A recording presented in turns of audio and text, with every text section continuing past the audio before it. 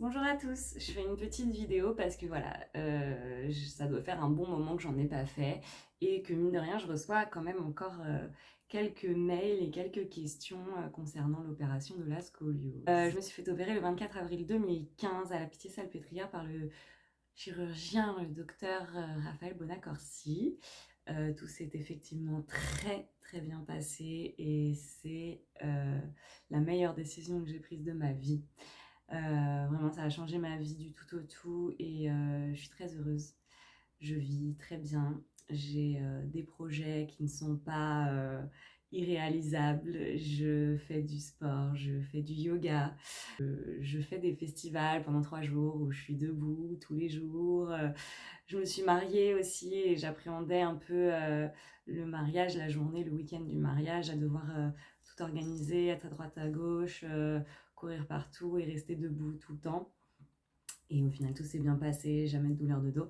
Donc ouais, tout va de mieux en mieux, tout va vraiment bien. En fait, c'est même pas de mieux en mieux, ça fait 8 ans que j'ai été opérée maintenant et vraiment tout va bien. On me pose souvent des questions un peu d'ordre général et souvent c'est sur la pratique sportive.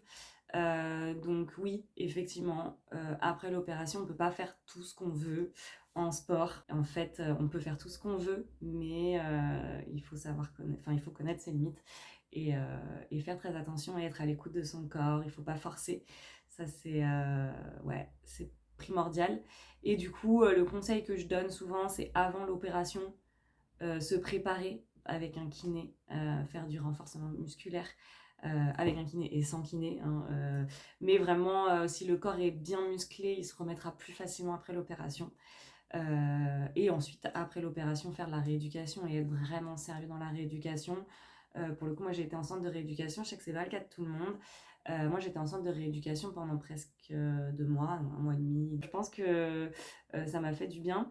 La rééducation intensive, vraiment tous les jours de la kiné, voire plusieurs fois par jour, avoir des ergothérapeutes qui t'apprennent aussi comment faire les gestes du quotidien, comment sortir le linge de la machine à laver sans se faire mal, comment passer l'aspirateur, enfin voilà, des gestes du quotidien auxquels parfois on peut se retrouver confronté et dire attends mais là je peux pas faire ça. Si en fait on peut faire plein de choses en écoutant son corps et en faisant attention.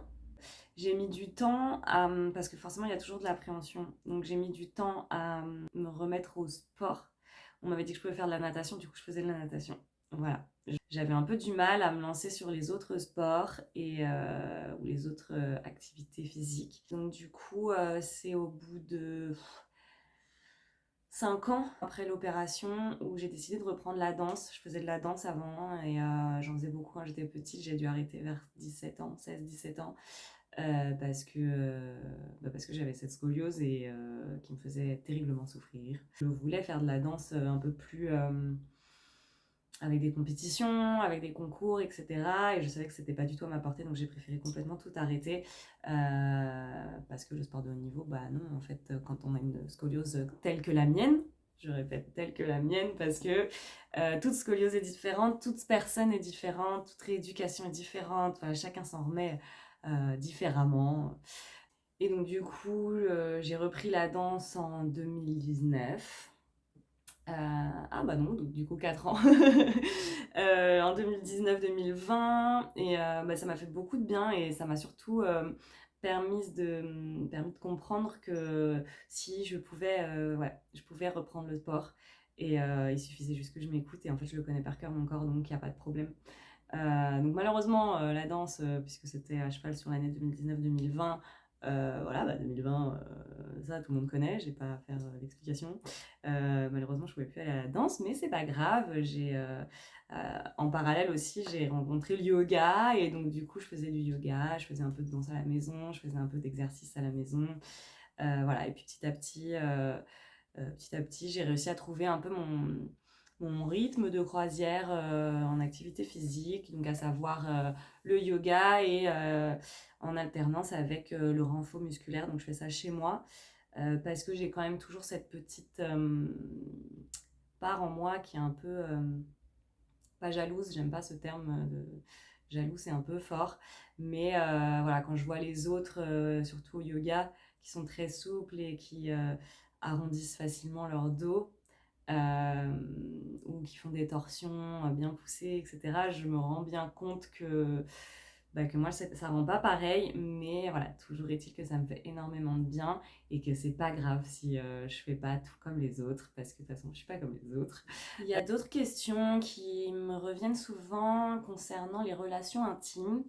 Je sais que sur YouTube, il y a des choses qu'on peut plus trop dire, donc je vais y aller à tâtons. Concernant les relations intimes, je me souviens plus vraiment, parce que ça fait 8 ans, donc je me souviens plus exactement combien de temps après l'opération j'ai pu avoir un rapport. Mais je pense que c'est quand je suis rentrée du centre à peu près 2 mois et demi, 3 mois après l'opération.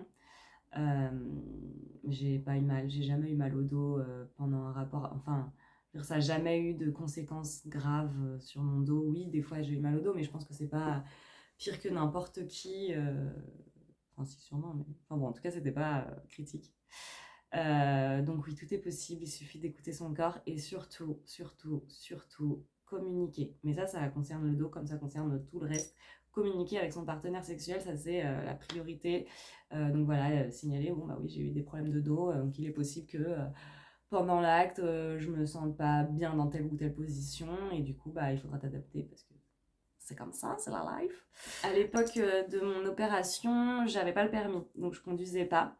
J'ai passé le permis depuis, et ça a été un petit problème, effectivement. En apprenant à conduire sur une manuelle, l'embrayage, embrayer, débrayer, etc., etc., me lançait un peu dans le haut de la jambe, le haut de la fesse et le bas du dos. Du coup, ça me rappelait mes douleurs de sciatique que j'avais avant l'opération. Donc j'ai préféré passer le permis automatique. Et en vrai, c'est très bien. Ce que je dis souvent dans mes vidéos et dans mon blog, dans mes écrits, entourez-vous de bons médecins et praticiens, donc soit des kinés, des chiros, des ostéopathes, enfin ce que vous préférez, mais l'important c'est de se sentir compris et écouté par le professionnel de santé. On me disait souvent de faire de l'ostéo. Au début, après l'opération, l'ostéo, ça me parlait pas, c'était pas ce qui me convenait. Alors, je sais pas si c'était l'ostéopathe ou l'ostéopathie, mais ce qui est sûr, c'est que moi, direct après, c'est la chiro qui m'a vraiment, chiropraxie, qui m'a vraiment aidée. Je suis suivie toujours depuis l'opération par Mathias Kopilov, qui est un chiropracteur à Paris dans le 17e. Bien sûr, ça m'arrive d'aller voir des ostéopathes. Ça me fait énormément de bien parce que, en fait, là où j'ai encore du mal à.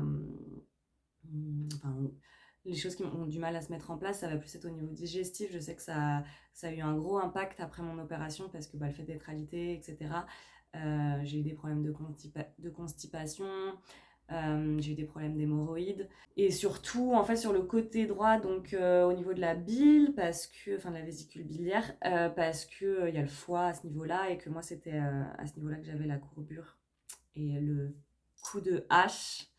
Je sais pas comment les autres médecins appellent ça, mais voilà, ce côté un peu cassé sur le flanc. Donc voilà, moi ça a écrasé un petit peu et mon poumon et ses parties et ses organes vitaux en fait. Donc le fait de les avoir libérés après l'opération, il y a des petites séquelles et il faut un temps pour que ça se remette en place. Donc il n'y a pas que le côté ortho, donc le dos, le côté os, muscles, etc.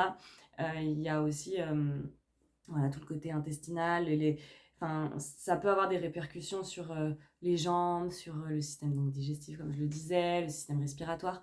Donc, c'est des choses à ne pas négliger et quand même rester vigilant sur ce point-là et vraiment être à l'écoute de son corps et de ses énergies. Et très important, bien s'entourer autant par les professionnels que par les proches.